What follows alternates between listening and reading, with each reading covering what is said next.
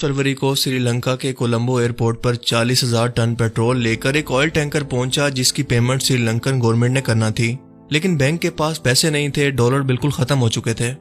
वजीर खजाना से राब्ता किया गया तो पता चला कि स्टेट बैंक के पास सिर्फ 2 अरब और 30 करोड़ डॉलर ही मौजूद हैं, और वो भी करेंसी की शक्ल में नहीं। लिहाजा श्रीलंका ये पेट्रोल ना खरीद सका और ये ऑयल कैरियर इंडिया रवाना हो गया। ये इस मुल्क के दिवालियापन की शुरुआत थी, क्योंकि अगले 49 दिनों के अंदर यानी सिर्फ 49 डेज के अंदर यह मुल्क मुकम्मल तौर पर दिवालिया हो गया। और इस वक्त श्रीलंका मुकम्मल तौर पर बैंकरप्ट हो चुका है, यानी इनके पास अपना कर्जा उतारने के लिए पैसे बिल्कुल नहीं है। 12 अप्रैल को श्रीलंका की गवर्नमेंट ने यह ऐलान किया कि इसके पास अपना 51 अरब डॉलर का कर्जा उतारने के लिए पैसे बिल्कुल नहीं है, जिसकी वजह से इस मुल्क के अंदर महंगाई लगातार बढ़ रही है। लोगों के पास खाने के लिए नहीं है, पीने के लिए पानी नहीं है, घरों से बिजली और गैस गायब है। मुल्क भर में मुजाहरे हो रहे हैं, कर्फ्यू लग चुका है, बच्चों के इम्तिहानात नहीं लिए जा सके क्योंकि पेपर तक खरीदने के पैसे गवर्नमेंट के पास मौजूद नहीं है। कई मुल्कों के अंदर इसके सफारत खाने बंद हो रहे हैं क्योंकि उनके खर्चे उठाने के लिए पैसे नहीं है। सोशल मीडिया बैन है। मुल्क में कोई लीडरशिप नहीं है। ये मुल्क बिना किसी हुकूमत के चल रहा है। सदर वजीर आजम की अमलाक को पब्लिक सरेआम आग लगा रही है। टोटल तबाही की सूरत हाल है। कुछ ही अरसा पहले सियाहत और तिजारत से अरबों डॉलर कमाने वाला, दुनिया का तेजी से तरक्की करता हुआ 2.5 करोड़ आबादी का ये मुल्क आज इस मकाम पर कैसे पहुंचा? और क्या पाकिस्तान अगला श्रीलंका बनने वाला है? हालिया आलमी मालियाती रिपोर्ट में पाकिस्तान की इकॉनमी से मुतल्लिक हैरत अंगेज इंकशाफ किया गया है कि पाकिस्तान के पास इस वक्त चाइना और सऊदी अरेबिया का कर्जा उतार कर सिर्फ 3 अरब डॉलर के फेडरल रिजर्व बाकी रह गए हैं, जिसकी मदद से इसे 22 करोड़ वाली आबादी के मुल्क को मुस्तकबिल में चलाना है, जो कि श्रीलंका के फेडरल रिजर्व से भी कम है। इसीलिए अगर अगले 4 से 6 महीनों के अंदर कोई बड़ा फैसला ना किया गया तो पाकिस्तान भी श्रीलंका की तरह बैंकरप्ट होने वाला है। इसकी मईशत तबाह होने वाली है। हैरत अंगेज तौर पर ब्रिटिश राज से आजाद होने वाले इन दोनों मुल्कों के अंदर हद से ज्यादा ममासलत मौजूद है। और अगर आप डिटेल के अंदर ऐसे हालात का जायजा लें जिसकी वजह से श्रीलंका को आज इस तबाही पर आना पड़ा, तो आपको सुनकर ऐसा लगेगा कि आप श्रीलंका की नहीं बल्कि पाकिस्तान के हालात की बात कर रहे हैं। और वो हालात और रिजेम्बलेंस क्या है, आइए जानते हैं।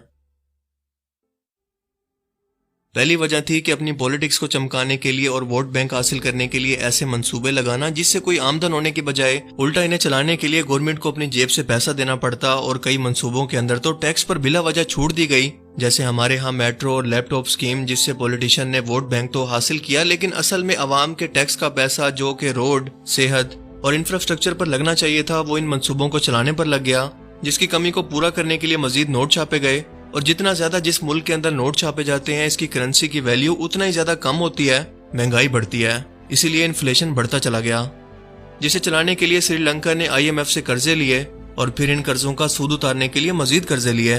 और इन कर्जे देने वालों में Asian development bank, world bank, IMF और चाइना वगैरह शामिल हैं। जिसके बाद हाल ये हुआ कि आज इन कर्जों को उतारने के लिए इस मुल्क के पास पैसा तक नहीं है। बिल्कुल सेम वही हालत जो कि इस वक्त पाकिस्तान की है। और सूरत हाल ये है कि 2010 के अंदर श्रीलंका पर जितना बैरूनी कर्जा था, आज 2019 में वो बढ़कर डबल हो चुका है। 2019 में श्रीलंका के अंदर कई धमाके हुए, जिसकी वजह से यहाँ की खूबसूरती को हर साल देखने आने वाले टूरिस्ट खौफ के मारे यहाँ पर आना बंद हो गए। और जाहिर है कि जहाँ पर इंसान को अपनी जान का खौफ हो, वहाँ पर ना तो कोई टूरिस्ट आना चाहता है और ना ही कोई इन्वेस्टर अपना बिजनेस उस मुल्क के अंदर करना चाहता है। ये मुल्क पूरे 26 साल तक खाना जंगी का शिकार रहा और तमिल टाइगर्स ने 1983 में हुकूमत से जंग शुरू की और 2009 तक लड़ते रहे। दुनिया में पहली बार खुदकुश धमाकों की शुरुआत करने वाले भी यही लोग थे। तीसरी वजह है सियासतदानों की नाकिस पॉलिसियां। श्रीलंका की टोटल आमदनी का 10% टूरिज्म से आता था, जो कि अचानक बंद हो गया। और दूसरी तरफ मुल्क के अंदर जो पैसा था वो लोगों ने स्टॉक मार्केट से निकालना शुरू कर दिया, जिससे रुपए की कीमत गिरने लगी, महंगाई बढ़ने लगी। और बाकी रही सही कसर कोरोना वायरस ने पूरी कर दी, जिसने पूरी दुनिया की इकोनॉमीज को इफेक्ट किया। दुनिया भर में फ्लाइट्स बंद थी तो कोई भी श्रीलंका में घूमने के लिए नहीं आया। हालांकि यहाँ के लोग बहुत ही मेहमान नवाज हैं, बेहद खूबसूरत बीचेस और समंदर मौजूद हैं, कुदरती हुस्न मौजूद है। लेकिन इन तमाम पाबंदियों की वजह से श्रीलंका की इकोनॉमी को अच्छा खासा धचका लगा। पाकिस्तान के साथ भी सेम ऐसा ही हुआ।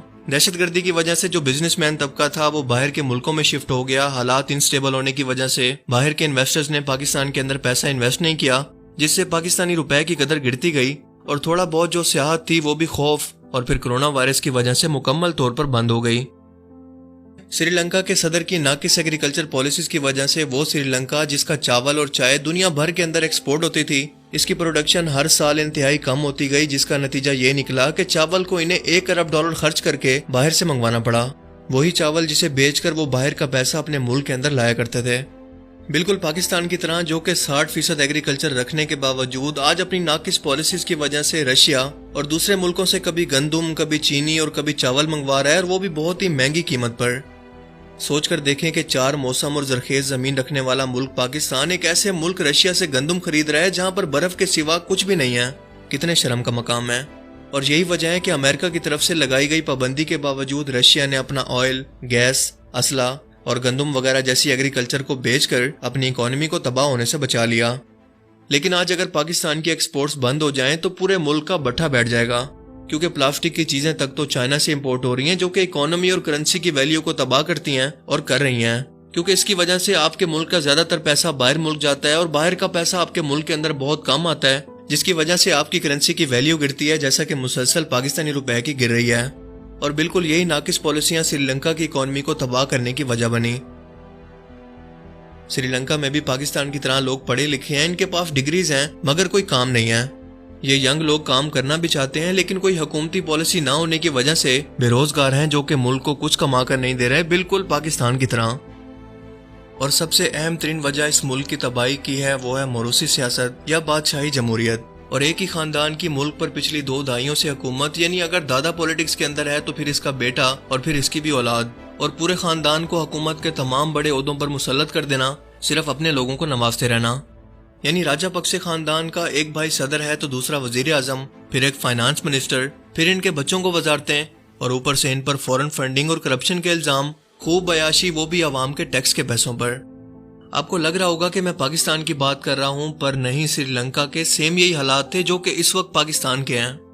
عوام ان کی قیمتی گاڑیوں، جائیدادوں اور عمارتوں کو جو کہ عوام کے پیسے سے بنی تھی آگ لگا رہی ہیں، مگر اب اس احتجاج کا کوئی فائدہ نہیں، کیونکہ جس وقت اس احتجاج کا فائدہ ہونا چاہیے تھا اور عوام کے نکلنے کا رد عمل ہونا چاہیے تھا، اس وقت تو یہ عوام خاموشی سے تماشا دیکھتی رہی۔ اور آج حالات یہ ہیں کہ پورا ملک ایک ٹوٹی ہوئی کشتی کی طرح سمندر کے اندر تیر رہا ہے، لوگ مظاہرے کر رہے ہیں، اداروں پر حملہ کر رہے ہیں، مگر پوری دنیا کے اندر انہیں بچانے والا کوئی نہیں۔ ان سب کرپٹ سیاستدانوں کے پیسے تو باہر ملکوں کے اندر سوئس بینک کے اندر پڑے ہیں، جائیدادیں باہر ہیں، اسی لیے تو وہ ہیلی کاپٹر کے اندر بیٹھ کر آرام سے نکل گئے ہیں سری لنکا کو اس ملک کے لوگوں کے رحم و کرم پر چھوڑ کر۔ اس ملک کے بجلی کے پاور پلانٹس جو کہ ڈیزل، آئل اور کوئلے پر چلتے ہیں، انہیں خریدنے کے لیے پیسے نہیں ہیں، اسی لیے 8 گھنٹے تک اس ملک کے اندر آج لائٹ نہیں ہے، ٹرانسپورٹ بند ہو چکی ہے، ریل سروس بھی بند ہے۔ صرف ایک امید باہر ملک میں رہنے والے سری لنکا کے شہری تھے، جنہوں نے اس کرپٹ حکومت کی وجہ سے پیسے بھجوانا بند کر دیے، اور یہ ملک آج بالکل تباہی کی طرف چلا گیا۔ سری لنکا کے حالات ہمارے لیے ایک مثال ہیں اور ہمارے سیکھنے کے لیے بہت ہی ضروری ہے کہ اگر آج ہم لوگوں نے یہی حرکتیں جاری رکھی تو یاد رکھیں کہ جس خدا نے 2.5 کروڑ کی آبادی کی مدد نہیں کی، وہ 22 کروڑ عوام کی بھی مدد نہیں کرے گا، کیونکہ ہم لوگوں نے اپنے حالات کو بدلنے کی خود سے کوشش ہی نہیں کی۔ آج ہم لوگ سری لنکا سے صرف 5 مہینے پیچھے ہیں اور ان قریب دیوالیاں ہونے والے ہیں۔ اگر خدا نہ خواستہ ایسا ہوتا ہے تو اس کے بدلے کے اندر ہمیں گوادر اور اپنا ایٹمی پروگرام گروی رکھ کر یا اسے بیچ کر قرض ادا کرنا پڑے گا، اور اس کے بعد آپ جانتے ہیں کہ انڈیا اس کو موقع غنیمت جانتے ہوئے سب سے پہلے پاکستان پر حملہ کرے گا، جس کے بعد امریکہ اور اسرائیل کی باری ہوگی۔ لہٰذا آج بھی سمجھ جائیں اور اپنے ووٹ کی طاقت کو پہچانیں اور ایسے کرپٹ سیاستدانوں سے جان چھڑوائیں جن کی جائیدادیں باہر ہوں، اولادیں باہر، علاج باہر، عیدیں، شادیاں باہر، سارا پیسہ ملک سے باہر، مگر صرف سیاست کرنے کے لیے اور لوٹنے کے لیے وہ اس ملک میں واپس آتے ہیں۔ یاد رکھیں کہ اللہ تعالیٰ کبھی بھی اس ملک کی حالت نہیں بدلتا جس قوم کو خود سے اپنی حالت کے بدلنے کا احساس نہ ہو اور وہ اس کے لیے کوئی کوشش بھی نہ کرے۔ اسی لیے وقت ہے ہجوم سے ہٹ کر ایک قوم بننے کا، ورنہ سری لنکا بننے میں زیادہ دیر نہیں لگتی۔ مجھے امید ہے کہ آج کی اس ویڈیو سے آپ کو بہت کچھ نیا جاننے کو ملا ہوگا اور یہ ویڈیو آپ کو پسند آیا ہوگا۔ اگر یہ ویڈیو آپ کو اچھا لگا تو اسے لائک کیجئے، اور اب میں ملوں گا آپ سے ایک ایسی نئی انٹرسٹنگ ویڈیو میں۔ تب تک کے لیے اپنا بہت سا خیال رکھیے گا۔ Thanks for watching this video. اللہ حافظ۔